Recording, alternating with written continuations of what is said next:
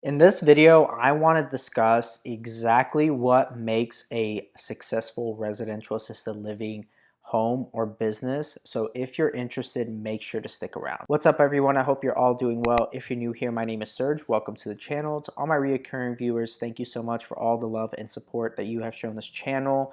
If you have not yet, feel free to go check out the Facebook group that I've created called Legion Assisted Living Academy. Answer all the questions, agree to the terms of the Facebook group, and you will be accepted. Also, if you have not yet, feel free to go check out the academy that I had created in order to help beginners get more information regarding this whole industry and starting your own residential assisted living home. You can go at legionassistedlivingacademy.com, all one, and you will find it, and you guys can go enroll there and check out the entire academy. Also, if you have not yet, feel free to go check out the God Made podcast that I created, talking more about the personal experiences that I've gone through, the businesses that I've created. So feel free to go check out the God Made podcast, and I talk a lot about my faith. And if you are a person of Christ, and if you aren't, it's still a great podcast. It's for everyone, and I hope that you find motivation and inspiration from the podcast. And without further ado, let's go ahead and actually jump into the topic of this video. Now, many of you might wonder what actually makes a successful residential assisted living home. So I'm going to talk about a few things that actually makes a successful residential assisted living. And a lot of people would just think that having your beds filled is ultimately what makes a successful residential assisted living.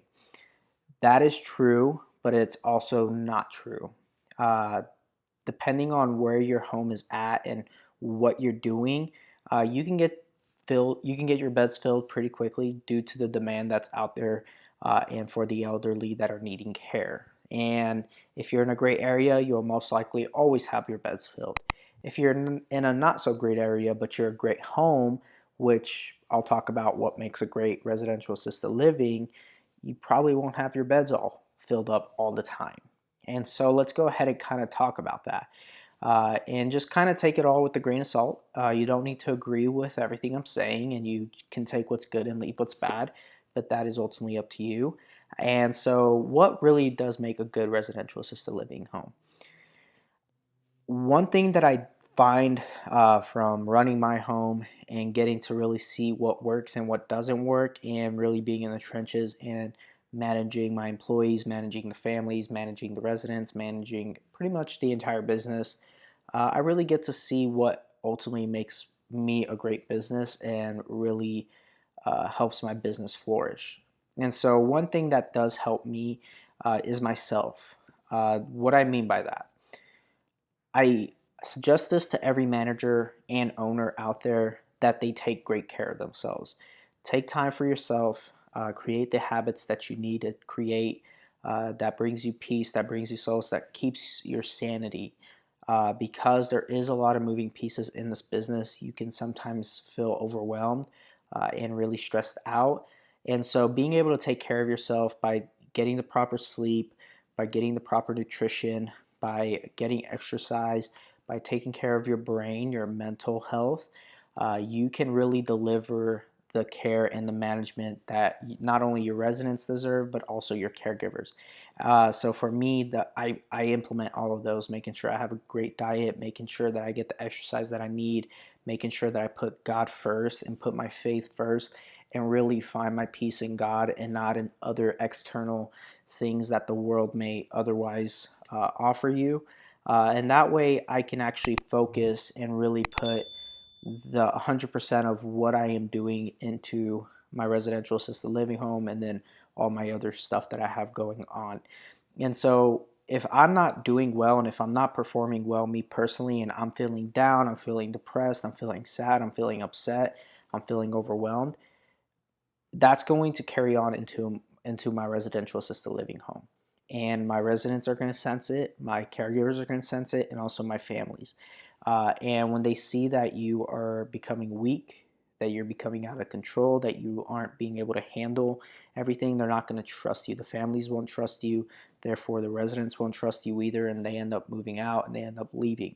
So ultimately, management, ownership are on top. So they need to be the ones that are taking care of themselves first, and then everything else will do ultimately really good. So Most times than not, you will see residential assisted living homes with great owners, and you'll know which homes those are because you can tell by the way the owners interact with their residents, by the way they interact with the families, with their caregivers, how involved they are, how happy the residents are to see them when they do see them.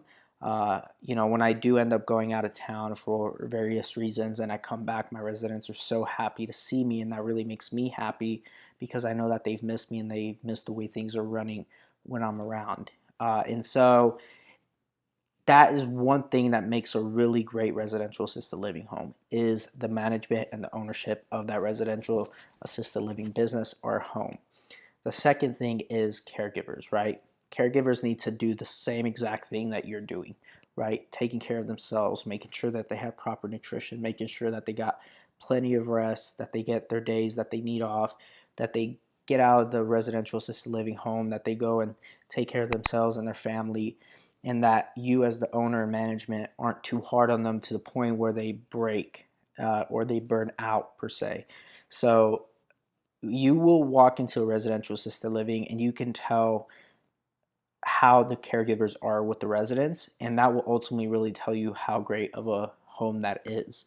If the residents aren't communicating with the caregivers and the caregivers are just kind of letting them do their thing and letting them just kind of lay around, not really being involved with them, not really taking care of them, you will notice that as you go through these facilities and these homes and these care centers, you will see how well that business is just based off of that. Okay. And another thing, I wouldn't say it's the last thing, but another thing that really shows how great a residential assisted living home are the residents themselves. The residents themselves are really important. You can tell a lot by just noticing the residents and how active they are, if they're even getting their exercises that they should be getting, if they're getting the diet that they should be getting, if they're properly being taken care of. And most times than not, these residents, they end up kind of being left alone and in their own thing, which shouldn't be really the case with these residents. They do need to be interacted with. They need to be involved in activities if they can, if they want to. Every resident has the right to refuse if they don't want to be involved in any kind of activity, but at the same time, you kind of have to get them out of their comfort zone, especially if they're rehabbing from an injury or a surgery, or they're just coming out of a really bad sickness. Oftentimes they're too weak, so you got to work with them. You got to kind of push them past their comfort zone and just really try to push their limits if possible as far as they can. And you'll start seeing over time how strong they actually get. And so that is what makes what makes a care home actually really great. And then another thing is the teams that you work with. The team from hospices, from home health, just the different doctors, mobile doctors, if you have them uh, in your area. Those teams will really help your business and will really help your care home because they will be involved in the care of the residents that they have on service. Therefore, if they're being held accountable for things that they're not doing right, for things that they are doing good, and if things need to change in order to take care of that specific resident or residents that they have on their service that you have in your care home.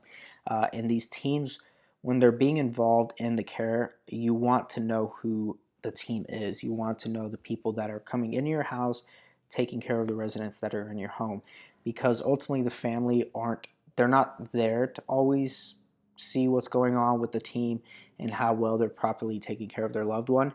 And so they're trusting you to let them know if a certain team is meeting your standard or expectation of care.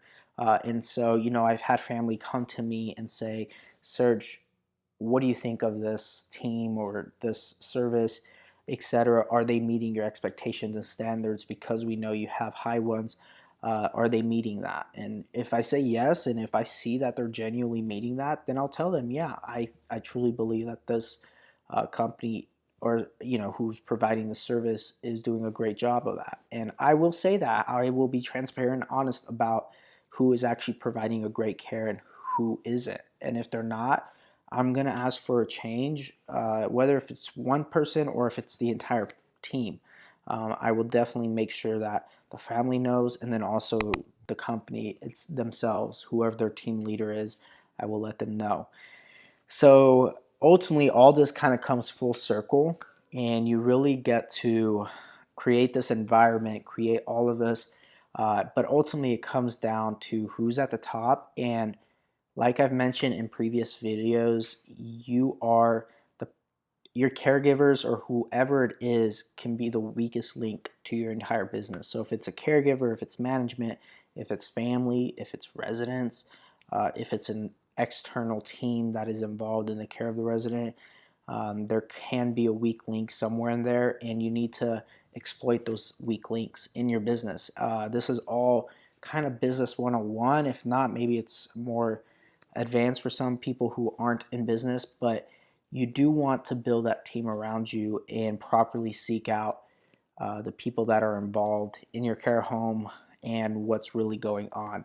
And that is what truly makes a great care home. If you can nail all of these and you got all this sorted out, you will ultimately have your beds filled. Everything will be a byproduct of having all of this set out right. Great management, great caregivers, great families, uh, great people that you work with, external teams, even placement agents, case managers, hospices, home health, all these people, it all works together, and you will ultimately run a very successful residential assisted living.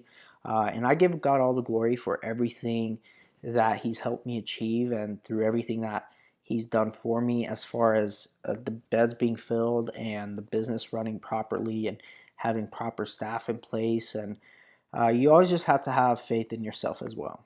Have faith in yourself and have faith in God or the universe, whatever it is you may believe. But for me, it's God. And so I put my faith in Him, and I will always stand by that. And I know that each and every single one of you that is watching this can do it. I know no matter what comes your way, you can pull through.